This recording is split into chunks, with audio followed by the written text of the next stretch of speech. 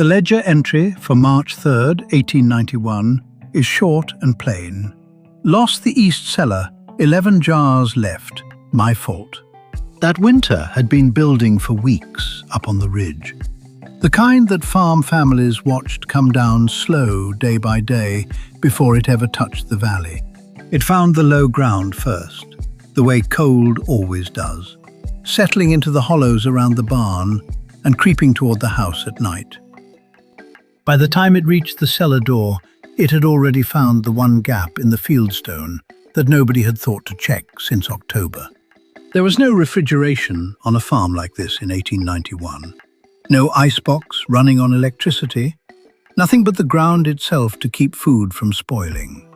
One harvest had to carry a family of 11 for 11 months, which meant every jar, every root, every pound of stored food was doing real work.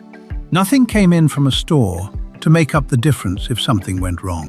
By early March, the shelves were already thinning out, which was normal for that time of year, but it left very little room for a mistake.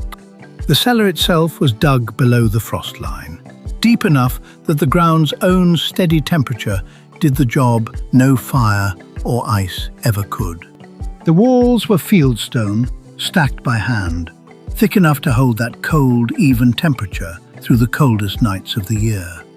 Inside, the bins were lined with straw, both for insulation and to keep the vegetables from bruising against bare stone.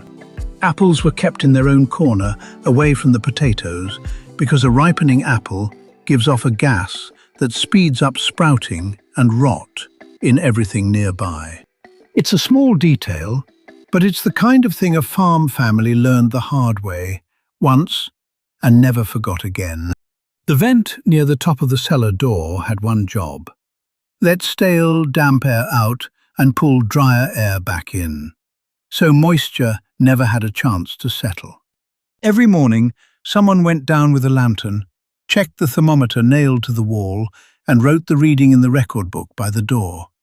It took 2 minutes. It was not skipped, not in a normal year.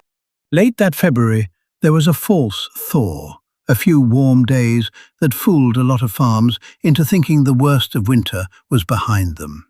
Somewhere in those few days, the vent got shut, and for whatever reason, it stayed shut for 3 days running.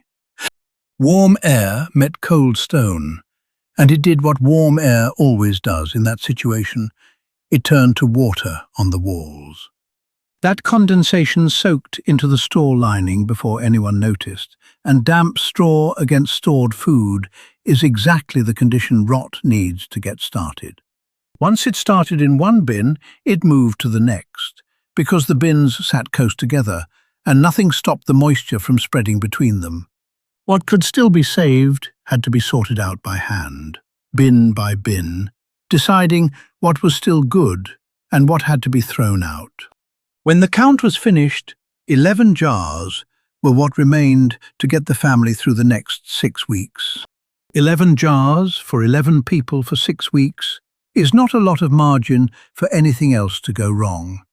A neighbouring family, the record shows, had logged every single morning, reading that whole winter without missing a day. They ate well into April, on the same land, in the same winter, with the same kind of cellar. The difference wasn't luck. It was that somebody kept checking the numbers, even when nothing seemed to be going wrong. So don't get caught with thin supplies this winter. The Harker Hill Ledger printable is linked below to help you track it the way this family eventually did. The ledger remembers. See you at the next entry.